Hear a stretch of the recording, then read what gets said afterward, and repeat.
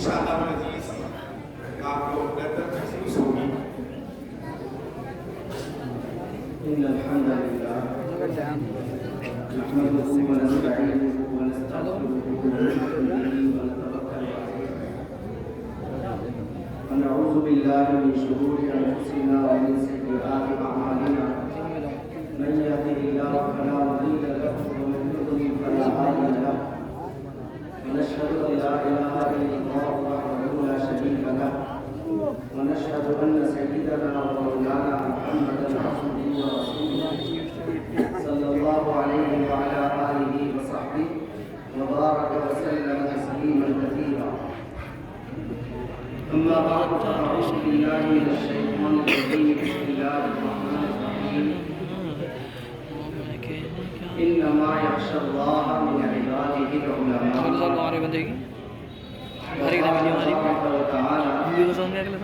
والذين آمنوا أشد حبا لله صدق الله العظيم وقال سيدنا محمد صلى الله عليه وسلم بني الإسلام على خمس شهادة أن لا إله إلا الله وأن محمدا عبده ورسوله وإقام الصلاة وإيتاء الزكاة والحج وصوم رمضان أو كما قال عليه الصلاة والسلام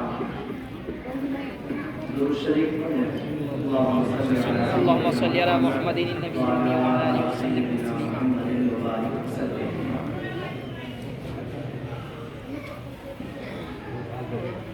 نہایت ہی عزت و احترام کے مستحق موقر حضرات علماء کرام اور بہت محبتوں کے قابل بزرگ و بھائی،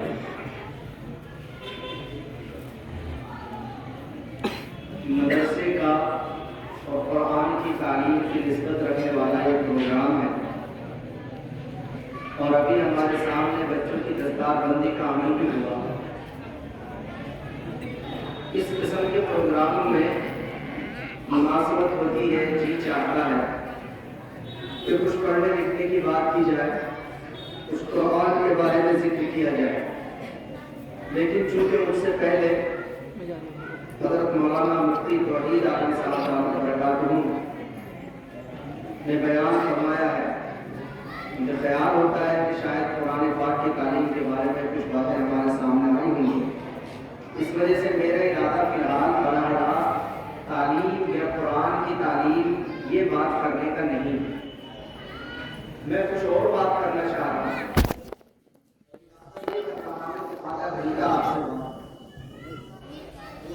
اللہ پاک مجھے صحیح کہنے کی توفیق دے اور ہم سب کو سمجھ کر عمل کی توفیق نصیب فرمائے۔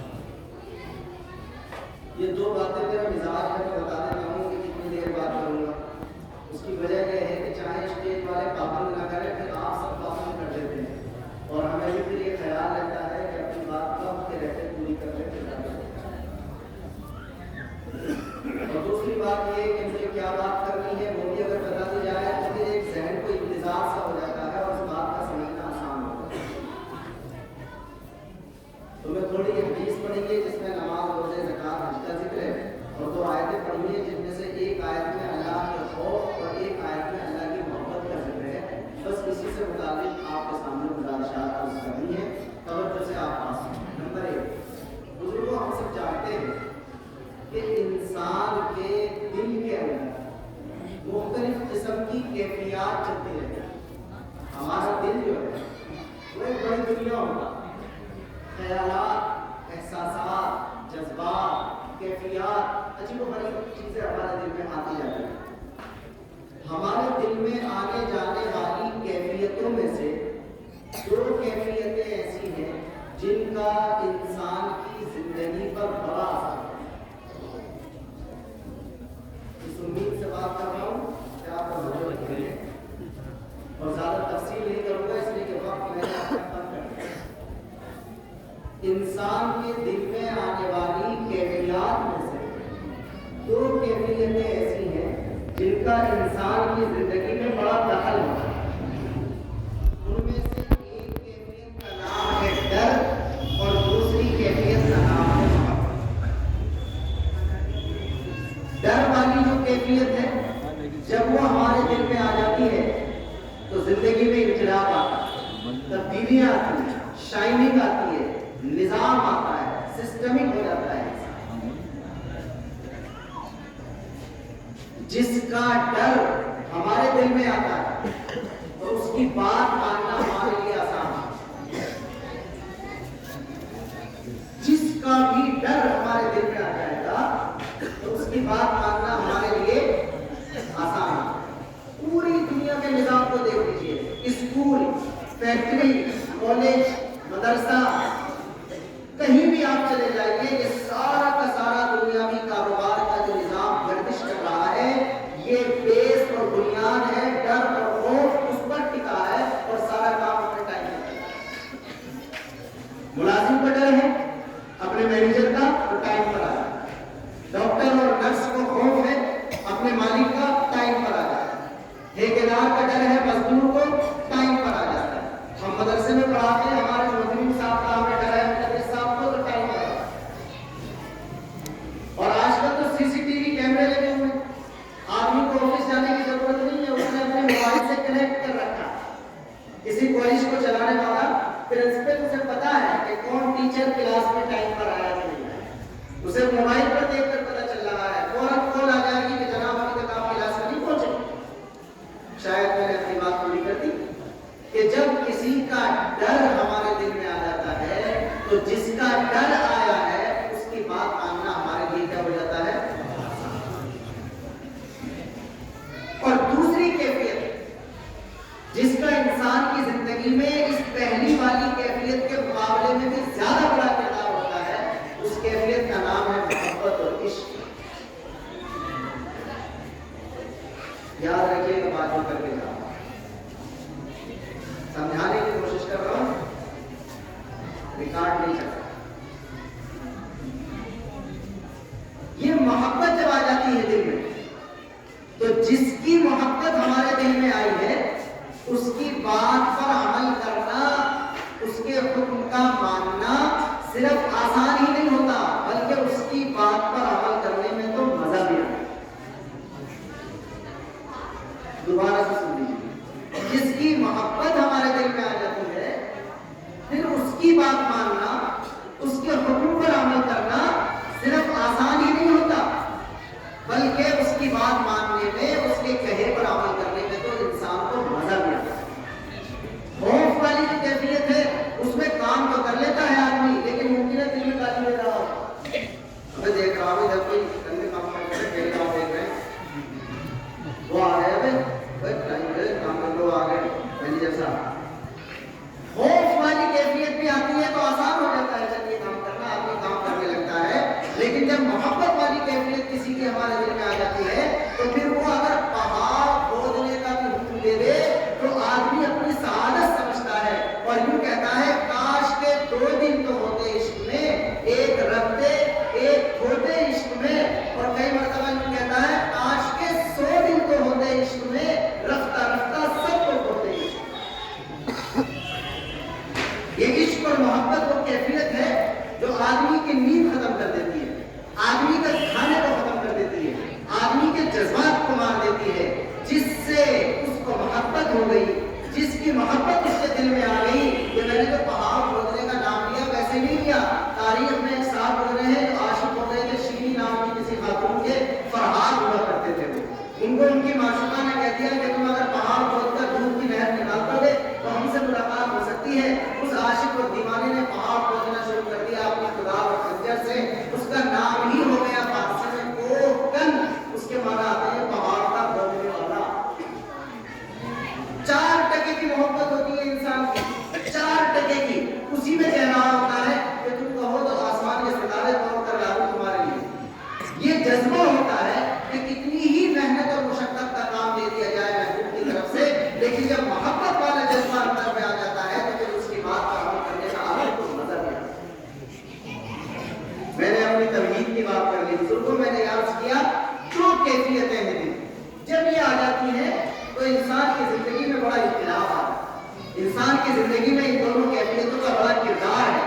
نمبر 1 ڈر، نمبر 2 محبت۔ جب ڈر آ جاتا ہے تو جس کا ڈر آیا اس کی بات ماننا آسان ہو جاتا ہے، جب محبت آ جاتی ہے تو جس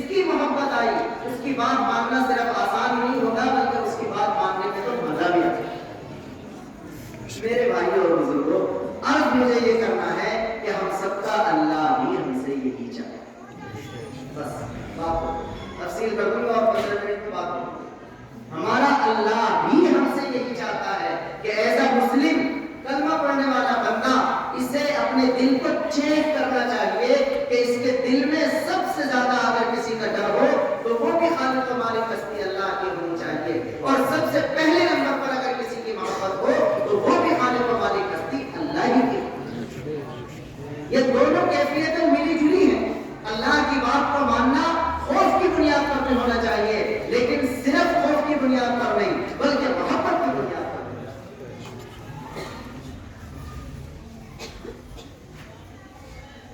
کیوں ہم ڈرتے کیوں ہیں؟ کسی کی طاقت کو دیکھ کر. ارے بھائی اگر ہم لوجک کو تلاش کریں کہ خوف کس کا ہونا چاہیے تو خوف کی وجہ ہوتی ہے کیا ہوتی ہے؟ کسی کی طاقت. تو اگر طاقت, میری باتوں میں مت بہیے, خود بھی غور کیجیے, اگر ہم طاقت ہی کا اندازہ کرنا چاہیں 2 منٹ سوچ کر کے تو ہمارے لیے تو فیصلہ کرنا آسان ہے کہ دنیا میں کوئی کتنا بھی طاقتور کیوں نہ ہو, لیکن ظاہر ہے کہ طاقتوں کا سرچشمہ تو کس کے پاس ہے؟ ہم کسی کے مکے کی اور جسم کی طاقت سے نہیں کرتے, کئی مرتبہ کسی کے قلم کی طاقت سے کرتے ہیں, اور اس کی بات پر عمل کرنے لگتے ہیں, ورنہ اس نے اگر قلم چلا دیا تو میری ملازمت کو ختم ہو سکتی. تو ڈرا جاتا ہے طاقت کی وجہ سے, اور طاقت سب سے زیادہ اگر کسی کے پاس ہے تو کس کے پاس ہے؟ وہ بے وزیر بادشاہ, وہ بے مشیر بادشاہ ہے. بڑے سے بڑے ملک کا بھی اگر وزیر اعظم ہوگا تو اسے بھی اپنے فیصلے کرنے کے لیے پارلیمنٹ سے بل پاس کرانے پڑتے ہیں. پہلے بل آتا ہے, پیش کیا جاتا ہے, اور اس کے بعد جب وہ پاس ہو جاتا ہے تب جا کر کے قانون کا درجہ حاصل کرتا ہے. اس کے بعد بندہ کوئی فیصلہ کر سکتا ہے. یہ اللہ ہے ہمارا خالق و مالک جو بے وزیر بادشاہ ہے, جو بے مشیر بادشاہ ہے. بڑے تگڑے تگڑے فیصلے کر دیتا ہے, لیکن اسے کسی سے پوچھنے کی اور بل پاس کروانے کی کوئی ضرورت نہیں. فیصلہ کیا تو آج دیا بچہ 12 سال کی دعاؤں کے بعد آج ہی مار دیا. کسی کے بیٹے کو جوان کیا, آدمی سمجھ رہا ہے میرا ساتھ بٹائے گا, ہاتھ بٹائے گا, ٹکر لگی, چلا گیا دنیا سے. کسی کو اتنا برا کر دیا کہ اس کے ہمجولی سارے چلے گئے, وہ سوچ رہا مجھے بھی آج کل میں موت آ جائے, مگر ابھی اللہ کا فیصلہ نہیں ہے. وَمِنْكُمْ مَنْ يُتَوَفَّىٰ مِنْ قَبْلُ وَمِنْكُمْ مَنْ يُرَدُّ إِلَىٰ أَرْذَلِ الْعُمُرِ. جسے چاہتا ہے 1-2 دن میں موت دے دیتا ہے, جسے چاہتا ہے اتنا برا کر دیتا ہے کہ وہ واپس پلٹ کر اپنی دماغی حیثیت سے بچے کی شکل اختیار کر دیتا ہے, لیکن ابھی اس کے بارے میں جسے چاہتا ہے لڑکا دیتا ہے, جسے چاہتا ہے لڑکی دیتا ہے, جسے چاہتا ہے دونوں دیتا ہے, جسے چاہتا ہے کچھ نہیں دیتا. وہ ہر کسی سے پوچھے گا, لیکن اس کے کاموں پر اس سے پوچھ گچھ کرنے والا کوئی نہیں. تو اگر میری گلے کی طاقت میں جو کام آ رہی ہے تو غور کریں کہ اگر طاقت کی وجہ سے کسی سے ڈرا جا سکتا ہے تو دنیا میں کسی کے پاس طاقت نہیں ہے. طاقت اور بادشاہ صرف اللہ. کہتا ہے ما اشهدتهم خلق السماوات والارض ولا خلق انفسهم. میں نے آسمانوں کو بنایا تو کسی سے نقشہ پاس نہیں کرایا, میں نے زمین کو بنایا تو کسی سے مشورہ نہیں لیا, اور انسان تو ہی تو میری خلاقی میں سب سے بہترین تھا, میں نے تجھے بنایا تو تو خود بتا کر تجھ سے پوچھ کر بنایا. ہم اپنے بارے میں غور کریں کہ ہم نے ڈیسائیڈ کیا تھا کہ ہمیں پیدا ہونا ہے, کیا ہم نے لکھ کر دیا تھا اتنے تک کا ہونا ہے, کیا ہم نے طے کیا تھا کیا کلر ہونا ہے, کیا ہم نے طے کیا تھا کیا نام نقشہ ہونا ہے, کیا ہم نے طے کیا تھا کس خاندان میں پیدا ہونا ہے, کیا ہم نے طے کیا تھا کس برادری میں پیدا ہونا ہے, کیا ہم نے طے کیا تھا کس گاؤں میں پیدا ہونا ہے. گلی میں پیدا ہونا تھا ہو گئے, کتنے سوچتے ہو یار ممبئی نہیں ہو جاتے. جو خاندان دینا چاہا دیا, جو برادری دینی چاہی دی, جو نام نقشہ دینا چاہا دیا, جو کلر لگانا چاہا لینا پڑا, وہ بے وزیر اور بے مشیر بادشاہ ہے. تو اگر طاقت کی وجہ سے کسی کا خوف دل میں ہونا چاہیے تو کس کا؟ اور جب کسی کا خوف دل میں آ جائے تو اس کی بات ماننا کیا ہو جاتا ہے؟ ہاں بزرگوں, اگر ہم اللہ کی بات نہیں مان رہے تو چاہے کتنے کہیں کہ ہم اللہ سے ڈرتے ہیں, حقیقت میں جس درجے پہ اللہ کا ڈر دیکھ ہونا چاہیے تھا ابھی وہ ڈر پائے نہیں. اور یاد رکھنا, میں اگلی باتوں کی طرف چل رہا ہوں تو یاد رکھنے کی ایک لفظ یاد رکھنا. اگر مسلمان ہونے کی حیثیت کے باوجود اللہ کے علاوہ کسی اور طاقت سے ڈر رہا ہے تو اس کا مطلب یہ ہے کہ جتنا ڈر اس کے دل میں اللہ کا ہونا چاہیے اتنا ابھی دل میں اللہ کا ڈر آیا ہی نہیں.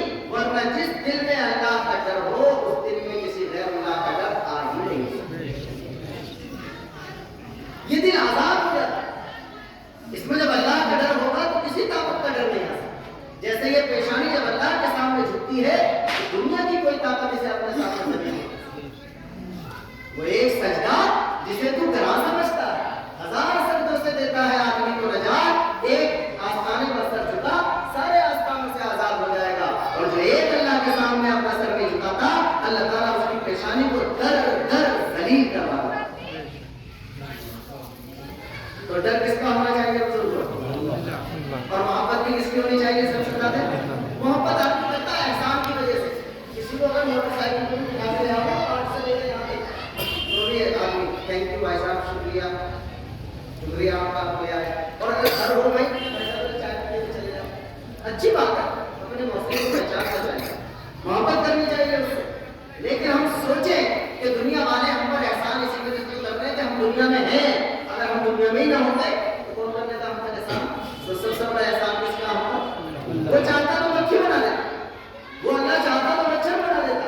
आज इंसान बड़ा होकर अपनी बात के लिए समझता है कि दूसरे पूरा कर रहे हैं और दूसरों के आस्थानों पर जाकर सर झुकाता फिरता है। मेरा अल्लाह हमें समझाता है कि बंदे तुम आगे पेट में भी तो था, तेरे लिए फिर कौन सारी चीजों का इंतजाम कर रहा था, मुझसे दे, मुझे जान मेरी तरफ दो। और जब तू पैदा हुआ तो तेरी क्या कैफियत क्या थी? ला लकसिनुल तक्ता वला लकयरुल तफ्तिश वला लकरिजुल तमशी। तेरे दांतों में ताकत नहीं थी कि चबा सके, तेरे हाथों में ताकत नहीं थी कि पकड़ सके, तेरे पैरों में ताकत नहीं थी कि चल सके, तेरा हाथ इतना मजबूत नहीं था जो चाहे हजम कर सके। मैंने उस वक्त तेरी माँ के सीने में तेरे लिए दूध जैसी ग़िज़ा का इंतजाम किया। अगर तू गर्मी में पैदा हुआ तो तेरी माँ के सीने को फ्रीज बनाकर तुझे ठंडा दूध पिलाया। अगर तू सर्दी में पैदा हुआ तो तेरी माँ के सीने को हीटर बनाकर तुझे गर्म दूध पिलाया।